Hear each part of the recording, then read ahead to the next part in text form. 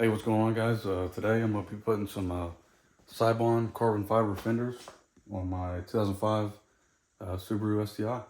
So let's hop right into it. Alright guys, so first I'm going to start by removing the bumper. Shouldn't be too bad. Should be just these rubber clips on both sides. And then you got to take this front grill off.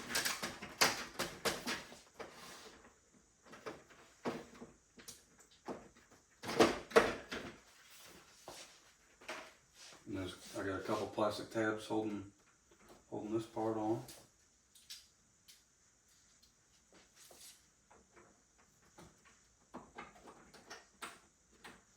That comes off. That one comes out.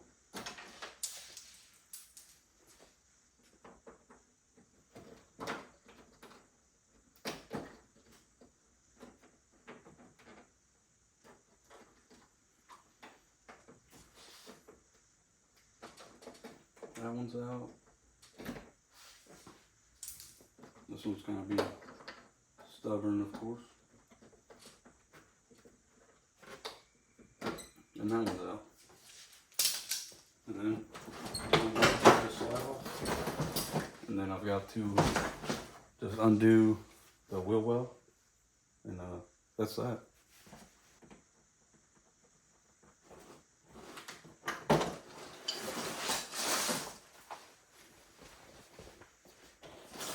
Alright, bumpers out of the way.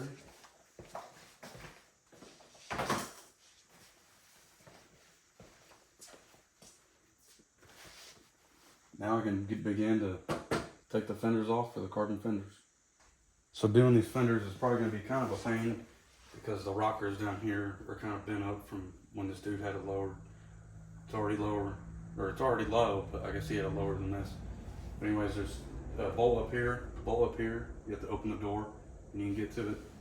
And then there's a few bolts up here. So, and there is one up in here, but I believe you can get to it. Just pop the headlight out, you can get to it.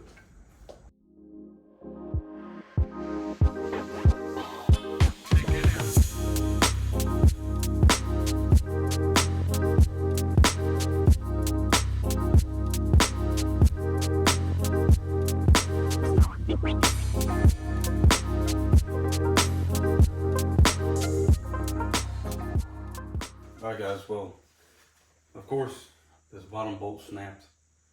And so I'm going to try to extract it here in a second, but I might just throw the fender on and see how it fits without doing all that yet. So just give me just a minute. Alright guys, here it is.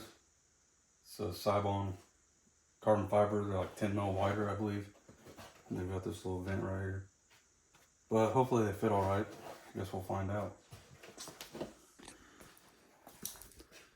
Alright guys, well, I know it's the next day, but installing these fenders have been just a pain all the way around. The passenger side, I got fitted up. It doesn't look terrible. I've still got to fasten this back on and put the wheel liner in. And then, I mean, the gaps aren't the best. Obviously, I knew it wasn't going to be perfect. It's carbon. I got the headlight mounted. Now this side is just being so difficult.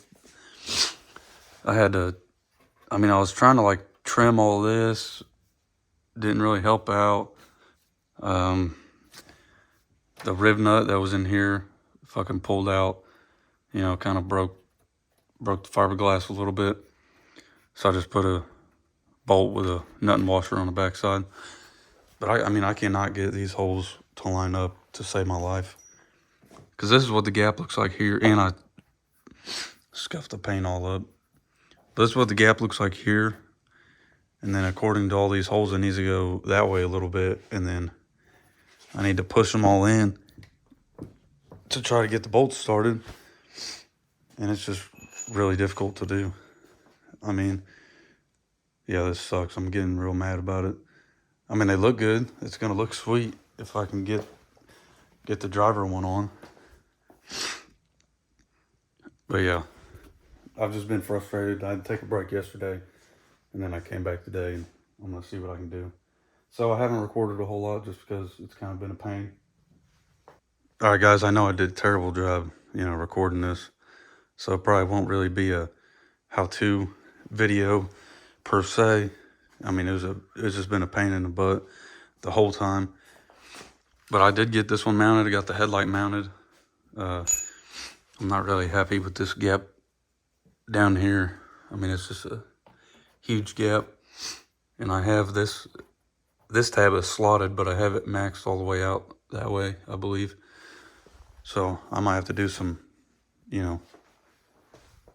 finishing touches on all this to make it fit better. But this is this side.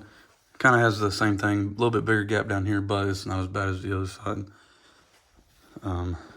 I guess moment of truth. Let's see if the hood closes. Well, here's the finished product. The hood gap is, it's pretty much touching down here. Here's the light. I don't know if you can see it. And then I don't know if my hood is bent, but you can see it's popped up. I don't know if that's the fender, if my hood's bent, and I just never noticed it until now, or what. Then we have a decent gap up here. And then if you go over to this side, it's pretty tight gap, but consistent all the way up, all the way up to the A-pillar. So now I got to throw the fender liners in and do my move over racing bumper latches. Hopefully those work out. My luck, they won't, but we'll find out. All right, guys, well, to start with, I'm gonna have to Dremel out these holes right here for these brackets, the OEM ones. They don't fit in there right at all. So I have to Dremel those out. And then these should kind of mount something like this. And then your little spring detent comes out right there. All right, guys, well, I got the bumper latches on. I know I didn't record it again. It was just kind of difficult. But there's a little bracket right here. And you just drill 2 holes going up to your fender. You put it on. Then you put that little bolt with a spring on there for this. And then you drill a hole for this. I will check what size that is. Looks like a 3/4 inch hole. Drill the 3/4 inch hole for that. And there's just like a little nut on the back that holds it on. And there's that. Again, I want to get a new bumper eventually because this has the holes drilled in it from those other mounts. And, the paint's just kind of messed up and all that. Now, I'm not happy about the gaps. Just a massive gap here and then under the headlights. I'm not sure if it's the headlight itself from being mounted in this. So it was kind of difficult to mount in the fender. So I'm wondering if it's affecting how the headlight's sitting. Not 100% sure. It's like that on the other side. It's not as bad though. But there's still a big gap. And here's the other side. It doesn't, it's not terrible. Especially photos and videos. It doesn't look bad at all. But I think the fenders look sweet. It's kind of unfortunate they didn't fit the best, but hey, it's carbon fiber, it's part of it. Now I just need to get some wheels for it, and I'd be pretty happy with it cosmetically. I think that's gonna, call it a day for this video.